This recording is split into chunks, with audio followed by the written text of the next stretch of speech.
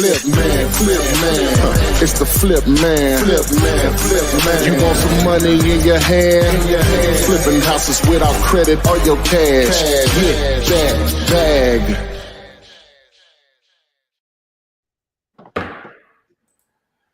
Good evening.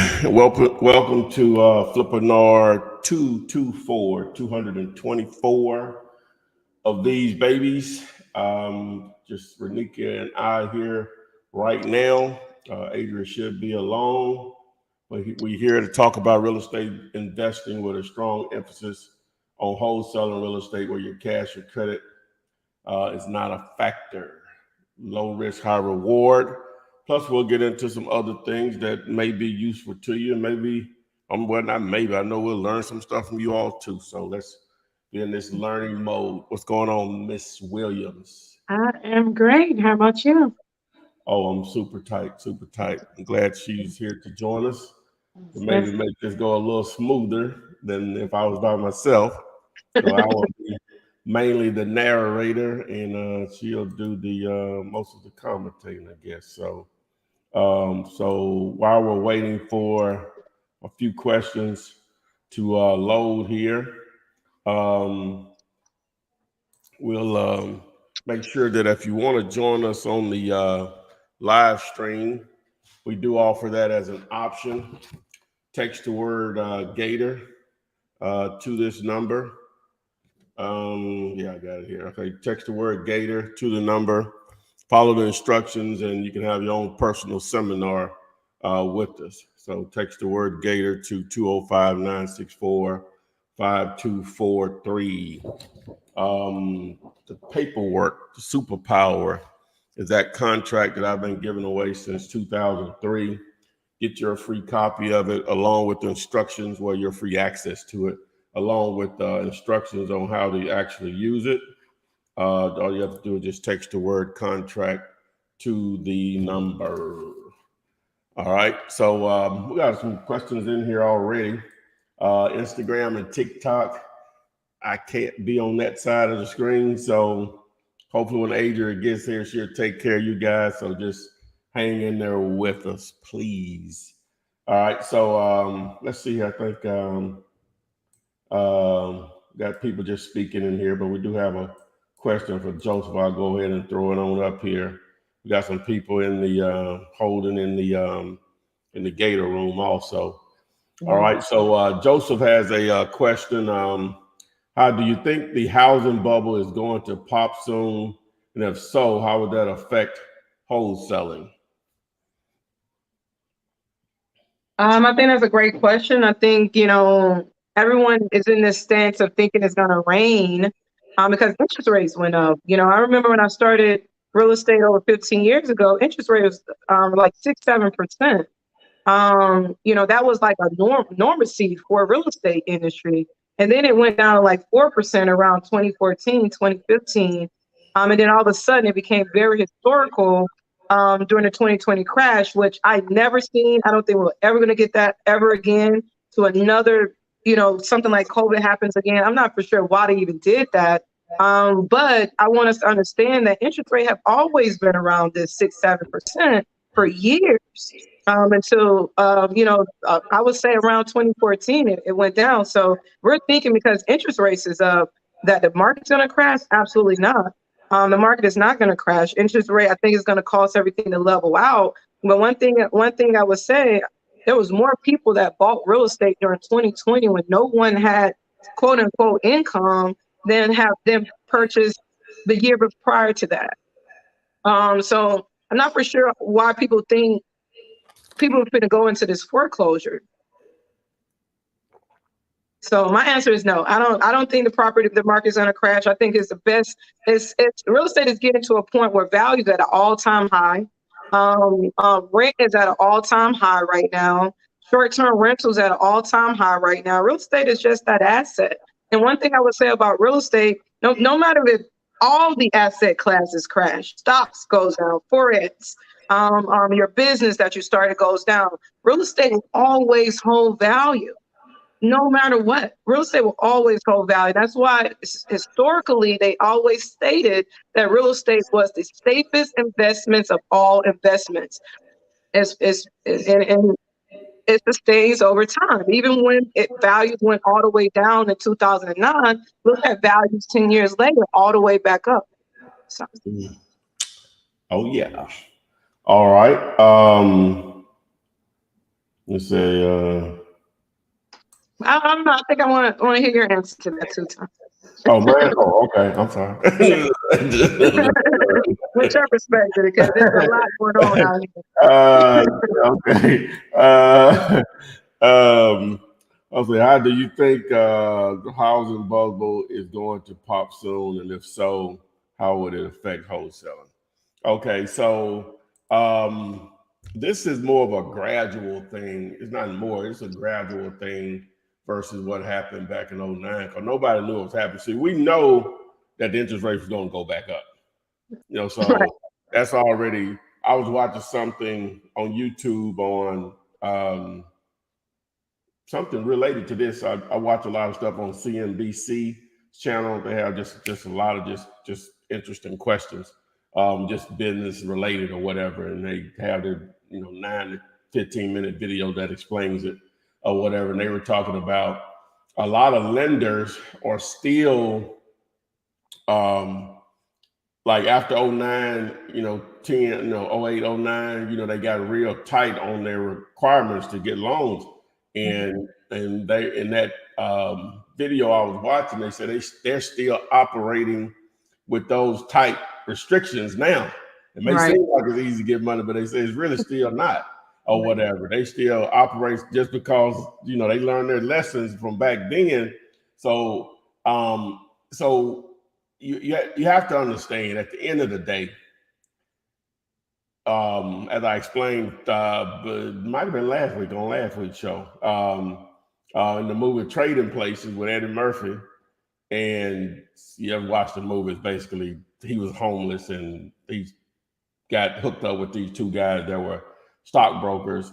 And that was before the internet. So stockbroker was really important back then because that was almost the only way you could go, do that or whatever. Right. So they was explaining to him that they make money whether the stock market goes up or whether it goes down, they make money, right? And Eddie Murphy's like, oh, y'all just like some bookies, like gambling bookies. You're gonna make money no matter who win or lose or whatever. And so with the real estate, it's the same thing. And unless they make it free, like the law passed, all real estate is now free. Oh, we got a problem. You know what I'm saying? So, but as long as they don't, there are always going to be opportunities because at the end of the day, you're going to always have people with money trying to make more money. And real estate is one of those vehicles that they try to make money with. For them, they're always looking for great deals, regardless of the market, because you're going to have motivated sellers, whether it's residential, land, commercial, whatever it is. Your job as a wholesaler is to find those people that are motivated. Okay, if the prices decrease, then those are the numbers you're going to have to work by. It's just the numbers just change that you're going to have to now work by. That's the only difference. People are still going to get divorced. People are still going to die. People still going to have unexpected medical situations that causes them to go into financial stress or whatever. People still going to relocate. You're still going to have a huge number of people that are going to be tired landlords. So my point is life is going to create motivated sellers. You as a wholesaler, your primary job is to let as many people that own real estate know you exist. Some of those will want to sell. Some of those will want to sell cheap enough, which turns into you some potential paydays or whatever. So market your butt off, network your butt off to get in front of as many people that own real estate and let the numbers play out, regardless of what the market is doing. Right? Mm-hmm. You just have to adjust. That's it. Just know that you need to adjust. It's just cause the prices, you adjust with it or whatever. Is it harder for people to get financed or less people are looking to buy? Then, you may filter your business over into finding a lot of deals that you can have to do owner finance with. Doesn't mean you still have to keep them in it. You just set up the terms and still wholesale out those terms to somebody. So trillions of dollars in real estate, man. You just get your little niche and you'll be fine. Trillions of dollars in real estate. It's in the US. Mm-hmm. Oh, I got the answer. I'm waiting on somebody to ask the question. I'm the question. Hey, I'm spoiled up here. All right. Okay, so what we got here? I had a question. Somebody had a question about a contract. Let me see. Okay, here it is. Okay. Krista, I think. She said, how hard is it to follow your contracts without your assistance? Krista, of course, I don't think it's hard. You know, I like to think I explain it and try to simplify as much as possible. Then I have so many videos over the years of me explaining that contract or whatever. So it's not that different. Just filling in the blank. The only blanks you're really filling in is who's the seller, who's the buyer, a date, a price, the address, property as is, the county, which that's part of the address. The earnest money deposit you're going to put in there, the date you want to close, and your due diligence period. That's it. It's generating, sign. You know, get ready, prepared to be signed, download it however you want to present it or whatever. So it's not that difficult, Crystal. And I would say, Crystal, really sit down and read the contract. You know, and if you sit down and read it, you realize it's just fill in the blank. But if we're gonna do these things, know what we're contracting and know what's in the contract. So I would always recommend if you knew and you just now executing these real estate contracts, sit down and really read your contract. And just make sure you know what's in the contract and ask any questions that you have, because if you sit down and read it, and especially tie one page or a 2-page, is very self-explanatory. And you'll be able to realize that you can follow it very easy by just sitting down and reading it through. Yeah, if you always see a word that you don't know, there's a powerful tool out there that I'll recommend for you. It's spelled GOOGLE. I didn't come up with that. I got that from Gary Vee. But there's a very powerful tool out there that will almost answer any question you have. You can just get definition after definition after definition until you understand it on your level. There's always use that. I know many of you all do that, but some people never even think about it, it seems like, or whatever. But so you read it, you see a word you don't know, Google it, define earnest money deposit. And you can go to YouTube and do the same thing. It may be an actual explanation of video there with graphics and everything that give you an example of it or whatever. So use this stuff, man. We're in an unbelievable time where so much info. I don't even know. I guess people just used to get books and things like that. I don't even some of the stuff that's accessible to you in basically seconds now. We used to have to. I was trying to. I ain't gonna go. I'll go all off. No, that's real. No. That's real. I think we do need to understand that, because I think since we have really taken this information and giving it out there in bite-sized pieces, that a lot of people may not realize how valuable this information is. It's like crazy valuable, because we readily is accessible and really willing to give it out for free doesn't mean that it's not valuable. Yeah. Oh my God. This is $1 billion industry. Yeah. Trillion. Trillion. Take that back. And what's beyond trillion? We can go there, but we're giving it to you for free. But trust me, we took 10, 15 plus years to be able to give it to you like this for free. Oh yeah. All right. So someone just wants Solomon. I think I'm saying that right. How to get cheap signs? What's the best size? Just text me. I'll just send you the information on that or whatever. Just text me on that. But the best size, in my opinion, I can say that 18 by 24 vertical versus horizontal.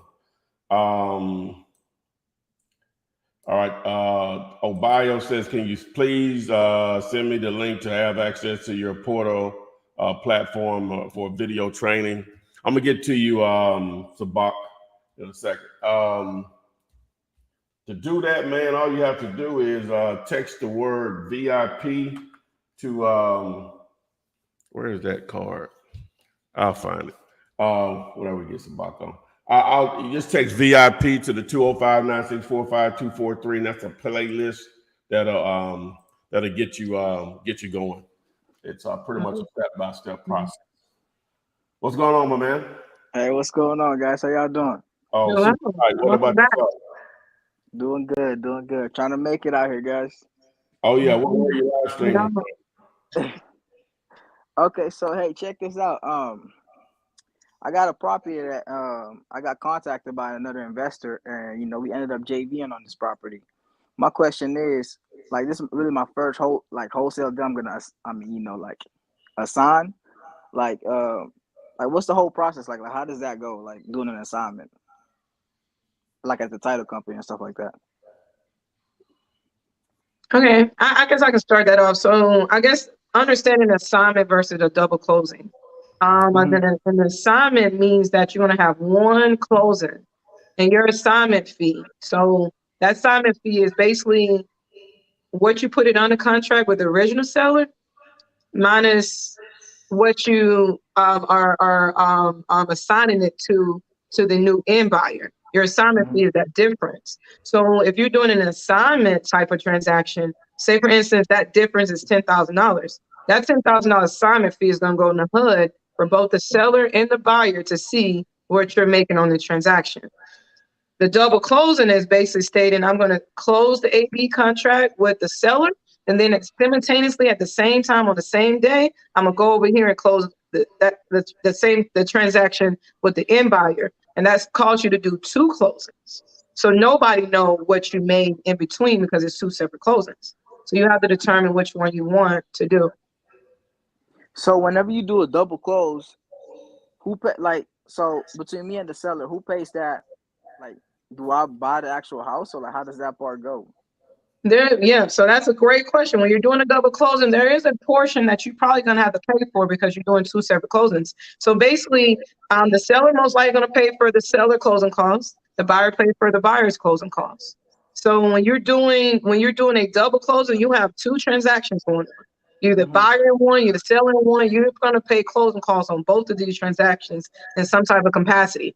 You can talk to your closing attorney and let them know that, hey, can we minimize something over here on this second transaction because it's the same title work, things of that nature. And that's all about negotiation with your closing attorney. Now, when you're doing an assignment transaction, you don't really pay any closing costs because you're not the buyer nor the seller. So the buyer and the seller is going to pay their own closing costs. You're just on the HUD with an assignment fee. Gotcha. Yeah. Okay. And okay, appreciate that answer. How you guys marketing for like cash buyers? Because I marketed out there on Facebook Marketplace, in my local Tulsa group, but I haven't had any traction on my deal. So I'm just trying to see how do you guys how do you find cash buyers? And then that's the alley for flip. Well, one method is just text the word buyers to this number. But in this video, what it's going to explain to you is how to leverage real estate agents that deal with flippers, fixing flippers or whatever. And when you reach out to them, you just basically introduce yourself and say, I noticed you had a property at 123 Main Street. I have a property in that area.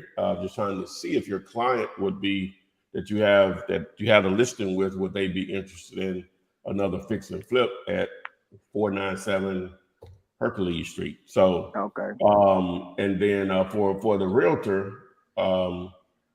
it's an opportunity to make money on both transactions when they do the deal with you to buy it.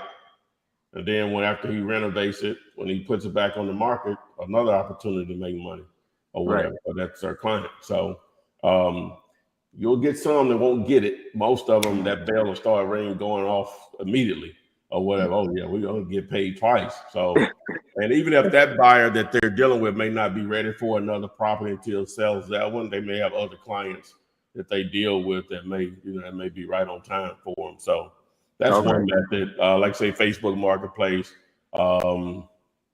Craigslist. You can put signs out in the area, handwritten signs, house for sale, 75,000 cash, call or text or your phone number. Google is very powerful. Go there and say, sell my house fast, whatever the name of the city is. Those first, those are going to normally be real players in your market, whether other wholesalers and or actual flippers, or people may be building rental portfolios. So with those methods, you should be able to move it if it's a great deal. See, if you're advertising it and nobody's picking it up, it may not be a great deal or whatever. Okay. What's your ARV and what's the price, y'all? So actually, okay, so it's actually a realtor. The realtor is the owner. Okay, he lives in a different state, so he doesn't have time to work on the property or whatever. But I got on a contract for 25, which he had a list on the MLS, so it was listed for 25. And I talked him down. Well, my partner talked him down to 20, and then we relisted it for 25. That's your problem. That's your problem. That's not a. So what's the ARV? You didn't give me the ARV though. The ARV is between 105 and 115. That can't be right. How much rehab work? Unless the repairs are just. It's a full rehab. Okay, I'm fine. What's the square footage? Full rehab, 600 square feet or 1,600 square feet? 1134. 1134. So that's probably 50 to 60 grand minimum. On a full rehab, I'm assuming it's not livable, is what you're saying. Right. Just on the surface, it's close. It's tight. It's close. That could be that's close. How many bed and bath? 3-2, 3-1? 3-1. They're gonna need to add a bedroom. I mean a bathroom. A bathroom. And so it's 110, 107 with them adding a bathroom? That's without a bathroom. That's just a 3-1. That sounds like a pretty good deal. Yeah. Where's it located? Huh? Where's it located? It's located in Shawnee, Oklahoma. In Oklahoma. I like Oklahoma. Sounds like a good deal. So where is it? Shawnee, Oklahoma. It's more like in like a small little area. It's like a small little town or something like that. But like, it's not like in the Tulsa or Broken Arrow area. Like those areas are popping. It. If I had a deal over there, it'd be gone quick. But that's what I was about to say. Well, how do you spell that? SHAWNEE. Shawnee. That's in a rural area? Well, I'm about to tell you how big it is. It's 31,000. That's small, not too. It ain't ridiculously small. 31,000. That make it tough though. Well, that's a suburb of Oklahoma City, right? Yeah. So no, that's in play then. That's a suburb of Oklahoma City. That's part of the big city. Yeah. So you can do a lot with that. I mean, someone can flip it. They could renovate it and put a tenant into it. Well, now just doing the numbers here. If we say he said 107, right? I'm just gonna do 105. Just leave a number. So that's again without we're at 73. If those repairs are 60 grand, you out. Yeah, you're down to 13.5. It's not cheap enough. Gotcha. Unless, again, I'm assuming your numbers are right. Right. Based on assumptions. Yeah. Okay, gotcha. Okay, well, I mean, I could, maybe I might have to use your service where you do that ARV stuff, just so I know if I'm just wasting my time or not. But well, you should always use the deal calculator. That's why I have it free on you. It's free on dealcalator.com. I have to do this DC for deal calculator, DC to the number. You should always use that. It's free. Okay. Okay. Gotcha. Really you can do it on your phone, but sometimes the visual helps to see, why that's why my numbers don't work. Right. I got you. Yeah. Okay. All right. And last thing is, I remember you say you buy like units and stuff. Like it's not my deal, but like one of my investors actually, like I partner up on a deal with, like currently working on right now. He actually got he's in the talks with a seller on buying his, his apartment unit. Well, it's actually a hotel. You said what? You said it's a hotel? No, yeah, it's a hotel, but like it could be converted into like like apartments. And It's vacant. it's vacant. It's completely vacant. It's been vacant for like maybe 4 to 6 years. He talked to the seller, and he has like 4 other ones, so like in the main Tulsa, Oklahoma. So like he doesn't have time to deal with this one. So I'm trying to see like if I could connect you guys, y'all can make a deal. Like, do you pass like referral fee? Have they discussed price? Yeah, they already discussed price. How much? You know what? How much? Okay, so the dude owes 1.1 million. That's the 1.1 million problem. is how much he owes. You can So you stop. gotta start out with Yeah, okay, so he owes 1.1 million, but he's willing to take a loss on it. You mean like he's going to bring money to the table to make up the difference?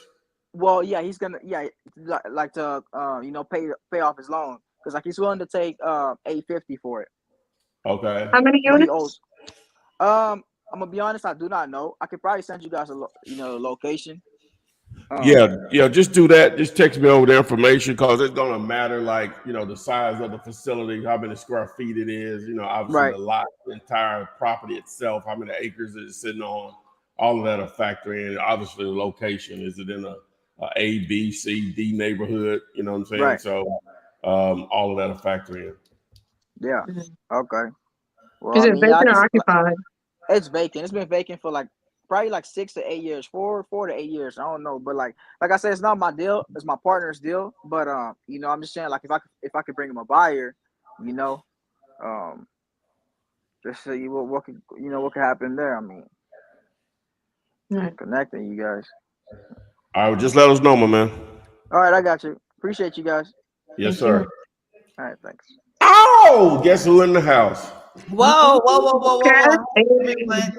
Yeah, when you said early, I thought you meant like on time, not early. Y'all been on since like 26 minutes. Not been in the city. Like, Yeah, well, that's what early meant. yeah. Hey, you're on time for our 8 o'clock show. You're on time. Yeah, you should be more specific. Like, we done stopped at Target and walked around and got snacky snacks and everything. I could, yeah. Absolutely nothing. They brought you nothing. Sorry. Yeah, my bad. But hey, guys, I'm glad to be here. Thank you all for being on show 224. I just sent out the email. So if y'all guys did not get that. No. I had already did it. But it was still on my side. I had it over here. But okay, it's fine. They got it twice. They probably Okay, and they already on it. They already joining live. Hey, Rennie.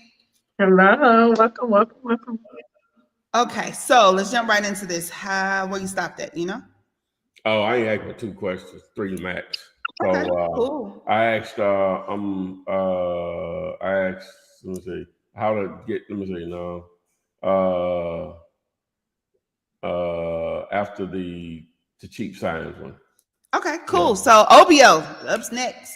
Let's see here. Can you please send me the link to have Probably seen that one. Yep, okay, that's it. Done with that. Next. Okay, Nakia Windsor. What was your biggest obstacle beginning? Did you start with a partner? Hey, let me go ahead and say this right now. No soapbox. Don't get on it. We don't need the origin story. They say we need to the dating crew say we need to do lightning round. We don't. The answers don't need to be longer than 30 seconds. I'm with that. I'm with that. Right. Oh my gosh. No origin story. Please. Okay. All right. Lightning. Go ahead. Go ahead. You're first. You up first, Reniki. Oh man. Oh no.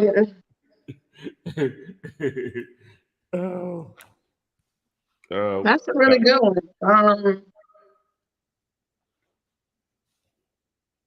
I think one of the biggest obstacles I probably it's a lot of them. I mean, I couldn't say it was one more than the other. So many, but I would say that I think we get defeated in the start. Where we feel the need to not get started because we feel like it's too much and it's too many moving parts, so we don't ever get started. So I think one of my obstacles were I had all the information, but it took me longer to get started for some reason, or just jump out there on faith, or just do my first deal and things of that nature. So I would just say, once you have the information, just go ahead and push through the start, because a lot of times you get lost in the start and you never start. So. All right, she did hers. Okay, so me. The first obstacle, Well, I'm a bad example. It really wasn't an obstacle. It's going straight to a check. First calls I got, I put out some bandit signs on a Sunday morning. Got that Monday morning, the next day, my first 2 calls were deals. One of them blew up in my face, but the other one closed. So it really wasn't an obstacle. Now, between that first deal, and that took 30 days basically from the time I put out those bandit signs, to the second deal, it was like, that was in March. I didn't close the next deal to June, but that was just me being so happy it worked. I wasn't really, it wasn't a big, what I'm saying? I didn't really, I ain't a good example on that. Okay. Okay. We're gonna go right to the next. So Evelyn Boyd, is it possible to get a copy of an already filled out contract for guidance in completing the very first contract? Great question. Isn't there a video where you do step by step? You can put the exact same information that I put in there on the video and generate it and print it out as a dummy contract. That's somewhat the purpose of the video is me demoing it. Okay. Maybe I'm not answering the question. No, she just wants to see it filled out one. So that's step by step filling it out. So, and you can get that at dealyoulater.com on that 1-page contract, or just text the word contract. Yeah, just text the word contract. Yeah, just I have to access that contract with instructions for sellers and buyers. Just text the word contract. Okay. Next question, just going down the line here since we're doing a lightning round. Okay. Do you believe that it is more difficult to, oh goodness, I know this one. Okay. Do you believe that it is more difficult to wholesale on market than off? Lightning round. I think it's harder to wholesale property that's on the market. Okay. I agree. Real simple. I'm gonna keep this 30 seconds. Whenever you can get directly to the decision maker, which is the owner, you always increase your chances of getting a great deal. Period. When you got someone else in between you, their financial interest is involved now. The realtor wants to make money too. The way they make most of the money, the more it sells for, the more they make. The cheaper you get it, the more you make. So off market is always going to be better. Not saying you can't make money with on market, but off market. 30 seconds left. I'm sorry. All right, from Eric, our movie quote guru. How do you comp a standalone land if it's a corner lot surrounded by stores and restaurants? Is it a commercial property, I'm assuming? Well, ideally what you're trying to look for is properties that are sold similarly to that. I mean, yeah, every piece of land has its own parcel number.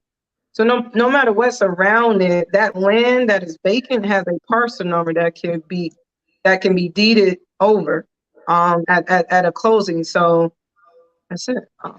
It's not nothing particular. It's just there should be a parcel number associated with it. Pull the address, find the owner, and buy the land. Yeah, just look at it as every piece of property that the owner owns is a parcel, whether it's a house or a structure on it or not. It's like its own social security number. Probably the best way I can explain it, or we can explain it. Okay. Next question. This is a integrity question from Joy Canty. If a seller already has a contract before you come along and you offer them more money, should I pass on the seller because he is showing bad work ethics by not honoring the first contract? Well, I would want to know. We need to know more information. I would just want to know, when does that other contract end? That's what I would want to know. Okay. Yeah, I mean, I wouldn't. Art of the deal is the art of the deal, However, he can't, if he's contracted, 9 times out of 10, that person who owns the contract knows their rights. He can't sell it to you anyway, or it can get clouded based on the current contract. So. All right. For OBO, will you hold up the VIP sign? OBO, the number is 205-964-5243, but we'll go ahead and hold that up for you. There you go. There it is on the screen there. VIP. Text VIP to 205-964-5243 for the playlist. The playlist of videos. You're welcome. Okay. Aaron, I have my first deal locked up, but this is the holdup. Number one, do you wait to send the purchase agreement to the title company until you get the cash buyer purchase agreement and then send all three at one time? That's a great question. Personally, that's kind of how I do my wholesale deals. However, sometimes you got a good deal and you want to go ahead and start that title work, but hey, that's a risk that you're taking if you start that title before you have an end buyer. So just know either way works. Is not one better than the other. However, you just don't want to start title work and accumulating costs for a transaction that you don't have a buyer for. So that's one of the reasons why we wait until we have the end buyer contract to start that process, so we don't accumulate expenses before we close. Okay, there we have it. So Sandra Williams wants to know, when cold calling, should I leave a message on the voicemail if no one answers? I'm just gonna tell you, I got like 100 plus voicemails and it's locked up and full. I don't listen to voicemails at all. Well, some people do. I know, but I'm just saying I absolutely do not. I'm gonna say I used to it just depends, but I'm gonna say yes, right? Because that's one contact. Then you follow up with a text message, right? And then if you got their email address, follow up with an email. No banners. Yeah. Okay. But lightning round. What you think, Rennie? What do you think? Go ahead. You got your Yeah. Why not? Yeah. More than 3 seconds. Okay. Less than 30, more than 3. No, seriously, yes. I mean, I think, it's all about communicating with that buyer by any means necessary. If they don't answer, leave a message. There's some people that listen, they message. I think the younger the person is, the less messages being listened to. The older people are definitely have taken the time to read their newspaper and listen to their voice messages. Listen to their voice, man. And that's who own the real Yeah, estate. that's part of their day. You feel me? They don't sit down. That's part of their day. But I think the key is just connecting with them by any means necessary. All right. So from Taylor B, on Propstream, on the Propstream app, aka Dealulator. Hey guys, make sure you're using that dealulator.com to access a tool that you need to have in your wholesaling war chest. Okay. So on the app for vacant land, some of it says vacant land and others say vacant land general. What's the difference? Are vacant lot general government city owned and unable to wholesale those? Nah, it just depends. What it's doing is trying to cover the way different counties or cities code their real estate. That's the only thing. So some of them say residential vacant, some of them just say vacant, some of them say commercial vacant. So it's just different ones in there just to try to cover the different way different municipalities code their real estate or the zoning title for it. So all right. Do you feel like there will be more regulations on the wholesale industry because some states have passed regulations to make it harder / impossible to wholesale? That's fine. I mean, yeah, I think states kind of work with one another, see what each other's doing, and begin to implement based on what their fellow politicians are doing. I think, that's a possibility. That's fine. Okay, we'll figure it out. Trust me, when they make laws on stuff they know nothing about, the real gators figure out how to still make money with the law, the way they change it. They're not going to put their own selves in a box. Yeah. They're going to always leave some type of loophole. Yeah, always. Always. That just weeds out the weak and the mighty. That's it. That's all they do, It man. just weeds out the ones that want to hustle.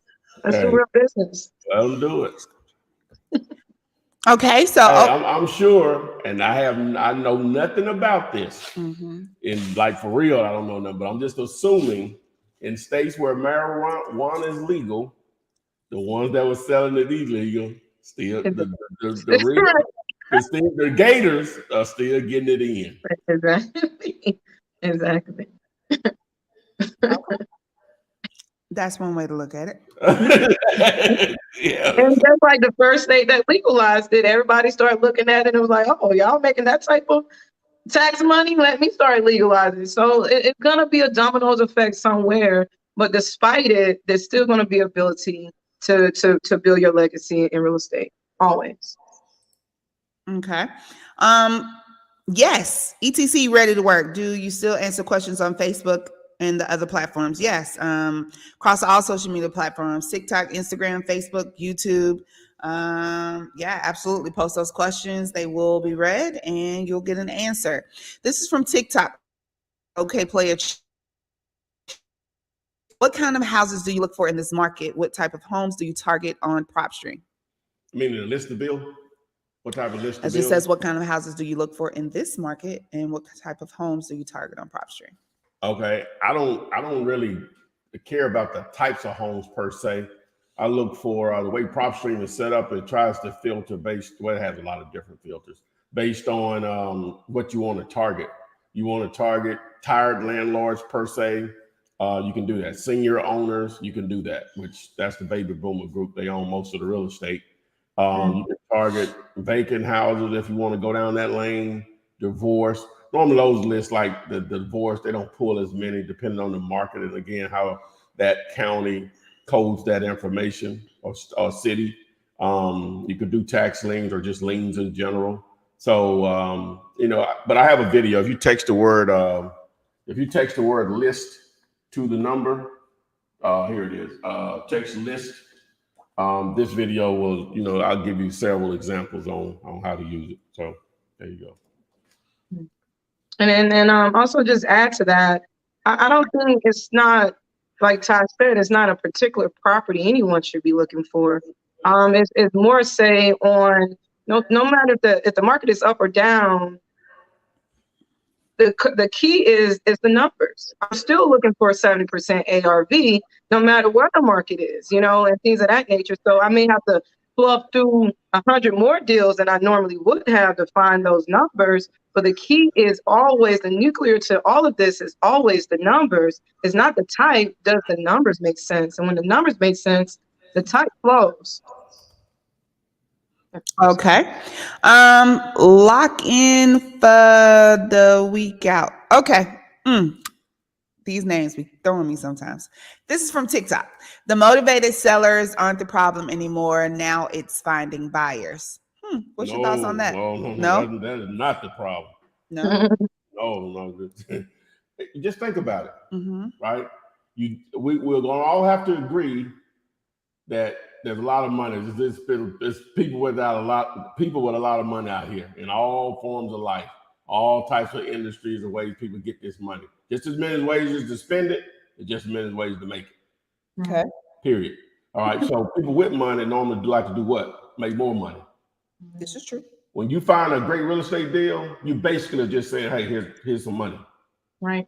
All you gotta do is just spend a little of your money to make more money. No, that's not the problem. I mean, you ain't finding good deals. You find 50 people want to sell, but are they great deals? Right. That's the thing. Yeah. Gotcha. Okay, so Network Realtor says watch houses that are priced between 90 to 150K now, and in 8 months they should be between 230 and 300. So buy it up now because you won't be touching them for. No, I think they about a year late. Yeah. They go the other direction. That should start going down. I don't know down. It's gonna correct itself. This interest rate thing. People paying It's gonna correct itself. $100,000 over what asking. That's over. Yeah. Okay. And it's gonna take a year to correct itself because the people who have spent $100,000 over asking 6 months ago is the comps for today. It's the comps of today. So it's gonna take at least 6 months to a year for things to start just leveling out, because no matter what it is, the comps of today is those high values that people was buying 2 months ago when they was going over the asking price. Those are still comps, and no one is going to sell their property less than the market comps, unless they just want to sell it less. The only difference though, if they sold it for 400, they bought it at 400, which was basically over. What they say the market really was around 320, but they bought it for 400. They got it at an interest rate of 2.5 or 3. Okay. Now 5.5, that's a significant difference in payment. So that's where the adjustment comes in, is that are these people willing to pay that much more for this house? And then the key is that you can't pay more. It caps you. So the higher your interest rate, the less value of your property is, because the higher your monthly payment was lowered your debt to income. So it really causes the buyers of today to be able to buy properties at a less value because interest rates are so high. So you won't even go and look at that $500,000 property, because now at 6% interest rate you can only buy a max of $375. Gotcha. Okay. Educate us. That's what we're here for. They're just not gonna fly off the shelf as fast as they were flying off the shelf before. No. Okay. It's still whatever, but not like it was. Ain't gonna be like it was. Okay. Cool. Okay, from Michael M. and a few others, Renikia, Flip, they want a little target inspiration, the goal. How many deals do you wholesale a month? Like, really, can you tell us what was it? Why can't you tell us how many deals you do a month? Why won't you let us know how many deals you do a month? What's the target? Yes. What's the target goal? What's realistic? I know beyond me, folks that do over 100 deals a month. That ain't me. You know what I'm saying? Right. I personally don't like to put stuff like that out there for personal reasons, like people that know me, because that means this is out. This is okay or whatever. You reach out to me on a one-to-one basis, I'll tell you or whatever. Renika, I don't know if you're comfortable with that, but No, I feel the same way. I mean, I think it's it's personal reasons, but I think the focus is not how many someone does a month. Everyone goal is different. Everyone end goal is different. Some people want to just make enough money. Oh, as soon as I make 20,000, I'll put it over here in these stocks, and I'm gonna go over here and make this. So everyone goals, and at the end of the day, is different. So it's kind of hard to say this is the average for everybody to go towards when your goal may be different from my goal. So. Okay. So speaking, we get that, not wanting to really disclose because it's going to be different for each person. Let me ask this. You just mentioned the goal is going to be different from everyone. What do you think would be better, setting a monetary goal or setting a transaction goal? Hey, I want to make $5,000 a month, or I want to do 3 deals a month. Which is that going to vary, you think? Well, I think one of them more is, I think the number that you do the number of deals you do may be more controlled in how much you make. Okay. You know what I'm saying? Because a lot of times you don't know, you may think you're about to make this much money on a deal. And, I made a little mistake on it. I still make money on it, but then sometimes you may, get exactly what you're asking on deals too. So, that's sort of harder to that's sort of harder. See, what I can just tell you, it's simple. Normally, so you can dictate how you can somewhat control how many leads you get in, right? Because you'll have history a lot of times. If you spend this much money on this form of marketing, you can get this many leads in, and it'll turn into this many deals. Now, the amount of money may fluctuate on those deals per deal. You'll know your average per deal, but the number of deals in there is really what you can control more so, right? Okay. Agree. And I would say this too. I would say I think the amount of money you want to make every month controls the deals. I think putting your mind, hey, I want to get to a point I'm making 20,000 a month. Now I think it's easier to break that down than how many deals, because now I can break that down and determine how many deals I need to make do in order to hit that number a month. Like Todd said, you may put a number 3, but you may only do $1,000 per deal. So you only made $3,000 that month. Did you really meet your goal? So I think personally a number goal, how much you want to make every month, and try to meet that every month with your deals. Gotcha. But Okay. but it's not a right or wrong to it's not a right or wrong to that. It's just whatever works best for you. Yeah. It's whatever works best for you. Okay. This is from TikTok, Shirley Rice 65. Hello, all. I've tried Been Verified and True People to locate off-market homeowners without dated information because the numbers I call are not the right person. Is there any other resources to use? So first, let's see. Been Verified and True People, are those going to be free resources? Mm-hmm. Okay. So what other resources, and this may mean you have to pay for these resources, would you use? Yeah, it seems like she's probably doing some spot searches. And what I mean by that, you're doing 5, 10 at a time. You're really only talking about, I know with skip to flip / skip ball, but skip to flip, you know, if you put, say if you had 10 of them, you put them in a list and upload, that'll cost you 25 cents each, right? So that's $2.50. And you're going to increase your chances of getting good numbers greatly by spending that 25 cents per lead or whatever. So, and then of course, you still have to lower your expectations on this stuff. Now, 25 cents to try to get somebody's phone number, that's not a lot of money.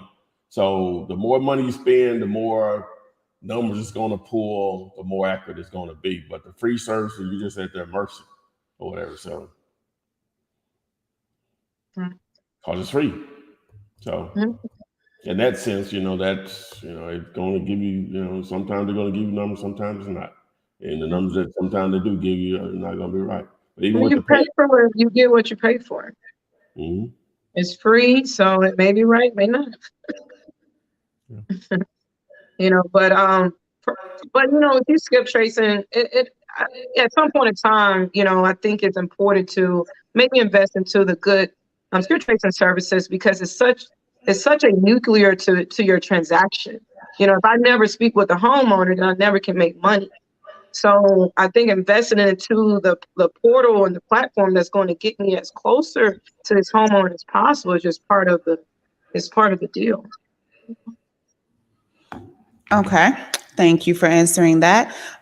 We're going to go to, well, Sandra, your question's really, hold up, land. I would like a copy of the land sales contract.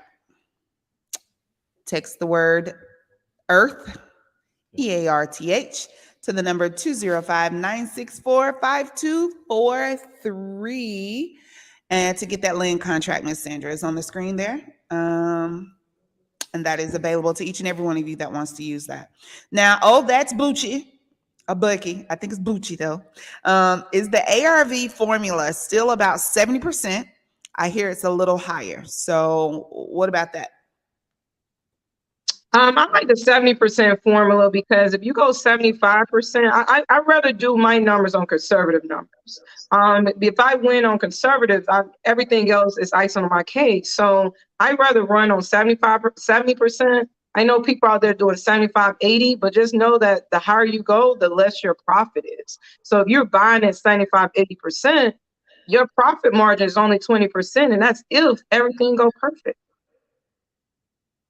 So if I'm gonna buy, I want to buy 60%. I want to buy 50% on the dollar. I don't want to buy 80% on the dollar. I want to get it less than 70% on the dollar, because that's where my profit margin is. That 30%, which is not a lot, but that 30% is your profit. But if you go any higher than that, then you're doing all that work for 10, 15%. It's just a lot to me. So that's why I stick with the 70% rule. But hey. Okay. Ty, we're talking about the resources and additional things, websites and sources you can use to help you wholesale. So Quit and Shop says, why does Ty prefer Propstream over batch leads? You actually use both. I use both. Right. So there's not a preference over each, just, but I don't prefer one over the other. I'm actually business partners with both of them also, you know. So they just, well, what he may be saying is because like when I do comps and stuff like that. Use them for two different things. Yeah, that's just my preference, you know, but both of them do the same thing or whatever. And it's probably more because I was using it first, not just one in that sense is better than. So it's just more one of those things that you just more comfortable with, you know, the way the user the interface is set up. But no, I use both. Okay. Almighty I, what do you think about virtual driving? Just using that as just going back like the skip tracing, even though both do it, I'm going to always skip tracing either batch or, you know, skip to flip or flash skip bulk. So, yeah. Okay. What about virtual driving for dollars? Virtually driving for dollars. Yeah, what y'all on Google Maps? I guess so. Well, yeah. If you go to digulator.com, I'm speaking of batch. One of the services that they offer is batch driven, and so you can go to digulator.com to access that particular thing. But yeah, like you said, Google Maps, Google Earth, you know, that allows you to, if you know what you're looking for, to definitely hone in on some particular opportunities. So again, if you know what you're looking for, if you have a game plan on that. So, wow. I like it. Okay. Err on the side of doing something versus nothing. Exactly. Hey, walk through them virtual streets. I like it. Okay. Let's see here. Oh, from G Marv 49. Hey, flipping queens. Flip. Have you ever made an offer sight unseen? What would be the circumstance or instance you would do so? Do it all the time. All the time. You know, you still can go out and change your mind. That's part of your due diligence period. But once you do this long enough, certain areas, well, let me back up. When you're doing virtual wholesaling, you're doing everything sight unseen. But you'll do that locally too, because you're more familiar with the area in a lot of cases. But yeah, it just, a lot of it is you try to get as much information as you can as far as photos, maybe video, but definitely photos of the property. And from there, just to make it an evaluation. You still, someone representing you may want to lay their eyes on at some point, but not necessarily. Yeah, that happens a lot in the wholesaling. Okay, Rennie. Sight unseen. Oh, when you buy a sight unseen? Mm-hmm. I mean, from a wholesaler, yeah, but from an end buyer, I don't think it's too many end buyers that's gonna buy a sight unseen. And unless they just got crazy money and or whatever. But no, I haven't been with a transaction where end buyer didn't want to or send some assistant or somebody look at their property. So as a wholesaler, yeah. As an end buyer, I think end buyer is gonna want to walk through and evaluate. Yeah, they're gonna send somebody over even if they're gonna send somebody. Yeah. Okay. Quit and shop. No worries. Thank you for asking that question. Appreciate you being here, and I agree. Let's quit our jobs and shop. I know that's probably not what that means, but it's exactly what I thought of, and I'm all for that. Every day. Okay. Y'all are okay. We stuck on this one. Joshua Weiser, should we worry about how much money per transaction? Is there an amount or percentage that is too much? So kind of off of what we were talking about earlier, but do you tap yourself out? Do you cap yourself? Focus on the equation. The equation is going to tell you exactly what your maximum allowable assignment fee will be. Once you get outside of that, sometimes people are not even looking at your deal because it's too far out there. So you add 30,000 onto a deal. So an investor doesn't even look at it because they know that area and they know that it's overpriced. So they don't even look at it. So you lose because you're trying to make too much money on a deal. Focus on the numbers. It's all about the numbers. No investor is going to buy over the value of the property. They really want it as cheap as possible. So it's all about knowing that equation. The diluted equation tell you exactly what your maximum offer will be, what your maximum allowed assignment would be, and understand that's you want to stay within that, or you can lose your deal if you try to overprice yourself. I woke up in the middle of the night and came because I just know, but I've wasn't able to explain it to people with numbers, and just woke up one night and just said, well, basically what I'm doing, and I actually pulled my calculator out on my phone, is between 7 to 10% of ARV normally, right? But that has nothing to do with the buyer, though. In reality, that's on the seller side where I'm making the money. You know, like I say, ridiculous. We still stick with that 70% or whatever the number is, 65 or 70, as far as what the buyer getting their hands on. But we're making our money on the negotiation where we're getting the seller down to. If you look at the calculator, you'll see that there's a space there that says wholesaler's fee. So if you take 10% of, we'll just say 7% of 300,000, which will be the ARV, then I'm trying to make 21,000 on it. But again, that won't affect, you know, the numbers with the buyer side of it. That's just me negotiating that much down on the seller side of it, if possible. So, but you know, you just assuming that's how much you're going to make. A lot of times you taking less. You know, they always going to try to negotiate. That's part of the reason why you give them a price and not an actual assignment fee that you want, because they'll negotiate the price down to what they want to buy it for. They have no idea what you have it on the contract for. You can have it on the contract for $1 or whatever. So that's why it's important to promote a price. Okay. This is from Aaron. Number 2 on the closing detail sheet. What do you put for earnest money if the cash buyer didn't put any up? Well, we letting cash buyers not put no earnest money up. Yeah, What? No. That's how I can execute it properly. Ooh. Okay. Anybody got to put cash earnest money up. Yeah. And the famous words of Grady Wilson. Nope. Yeah.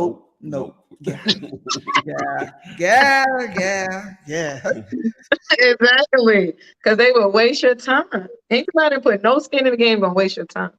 A real buyer gonna put skin in the game because they understand that's how real business is handled.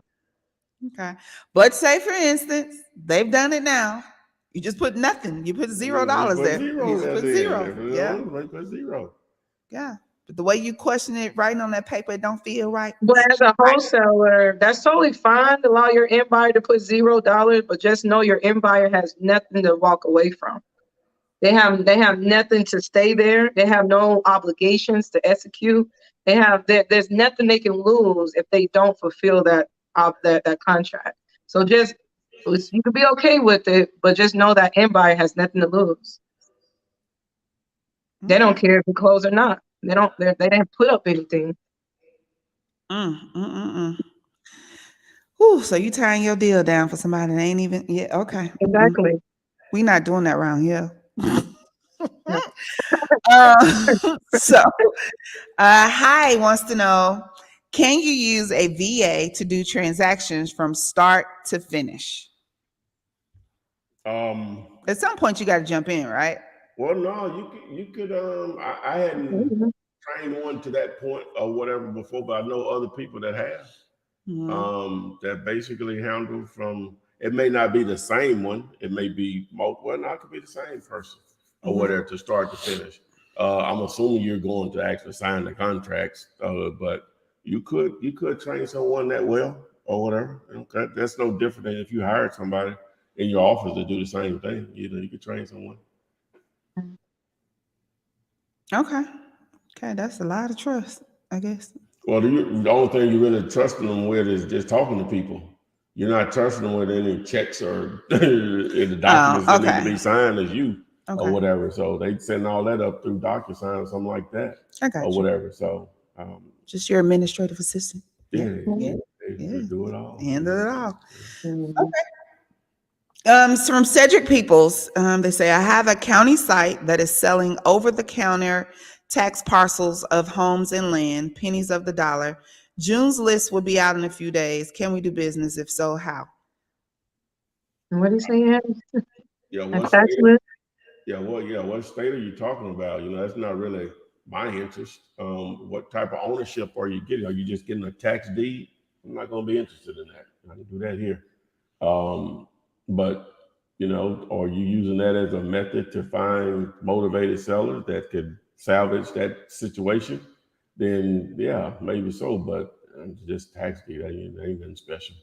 Gotcha. You can do that. You just have to understand whatever that state laws are. So in the process. Okay. I think you said you already answered the question in regards to a good place to get bandit signs, right? Yeah, just text me. Okay. Joshua, just text that number. So Javante Schamberger has a question. What's up, y'all? What's the average rehab cost for a 544 square foot home? So what is 544 square foot home? It's a bathroom and a bed. Yeah. Studio. It could be a studio. It That's could a be studio. That could be a tiny home. yeah, a tiny home. Tiny home is a new thing now. You know, I guess your math is what, 20? that's just a room, basically. Yeah. Yeah. I mean, just without even thinking it through, I would say 10 to 15. Mm. $10 to Okay. $15,000. You almost can build it for that. You know? Yeah. You gotta rebuild something, right? Because you're talking about repainting floors, maybe new cabinets, countertops. Oh wow. Yeah.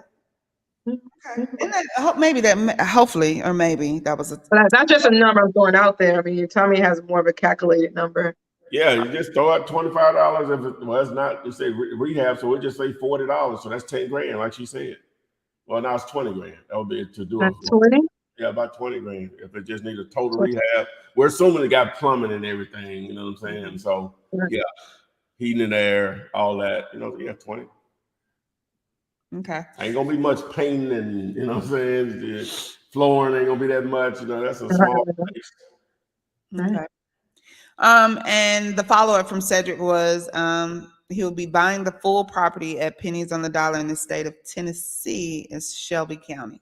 I'm saying, what type of deed are they going to give you? Right. How many years do we have to hold on to it before he could foreclose? Yeah, do Under the quiet title. Yeah, do a quiet title. Yeah. Okay. Okay. Let's see. What else do we have? Did you do the question? What was the question for the show? Well, it's more of a statement. It was well, I guess it was a question. It was a question. It says, lost or quit your job, can wholesaling houses replace that income or replace that job? Well, can it tell? Yes, it's 30 seconds. Absolutely. So, yeah. 30 It's seconds. actually one of the perfect strategies if you quit your job. Because it's minimum startup cost to it, and it's maximum it's maximum upside to it. It's one of the best strategies you can do. You know? Okay. This is from Instagram, share ID 69. How much should you pay, not pay for, but pay to put up bandit signs? Oof. Well, that's a tiger there.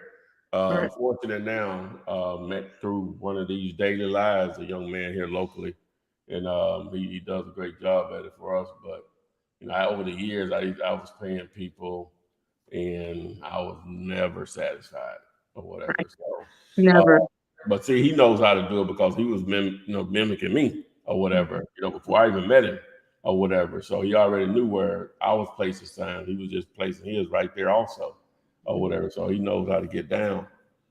But as far as payment, I don't know. You know, gas is so high, so you got to factor that in or whatever. So I guess $1 a sign, maybe. You know, plus I gas. had a company years ago, but they was charging like $1 a sign. Yeah, But plus like Ty said, you just don't know if they went out or not. You know, yeah, you don't know if they put them out. That's the only thing when you're doing that. It's like you just don't know, and then you don't get called. Now you wonder, did they put the signs out or not? Yeah, and then when you go see, you do see the signs that they put out. They put them just anywhere. Anywhere. In their mind, they put them out. You know what They I'm put them saying? out, Now, and they put them out. what I recommend is, if you're gonna go down that path, you need to first literally drive them around and point. Yeah. Right. That's gonna be your best option. Now, you may have to do that for a few runs of signs before you're comfortable with them knowing where to place signs, right?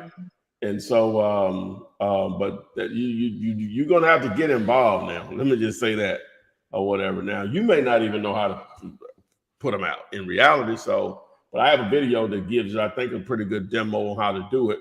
I'll just do a YouTube search for Flip Man ride along bandit signs or whatever. So, but yeah, we've been rolling pretty hard. Go ahead and put Renikia's information up. Absolutely. Wait, we created a new one. Boom. Yeah, we did a new one. Yeah, boom. Yeah. Let's keep it simple. So you well, as always, so thankful to be a part of the Footman Show.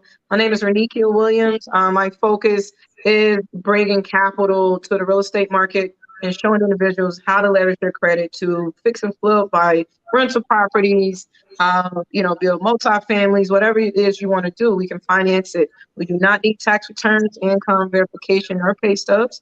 But if you are interested in any of those financing options, we have my contact number up on the screen right now. And feel free to give me a call. If I don't answer, please text me, and I'll answer via text, and I'll give you a call back at my earliest convenience. All right.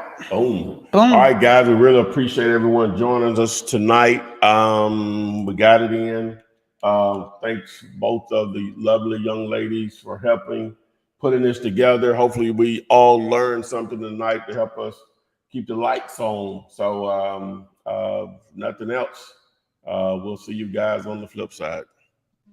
Text me and I'll text you back. Text me and I'll text you back. Text me and I'll text you back. You text me then I'll text you back. Text me then I'll text you back. TikTok, you don't stop. I will help you make your paper stack. Where you at? Where you at? Where you at? Where you at now? 215 96.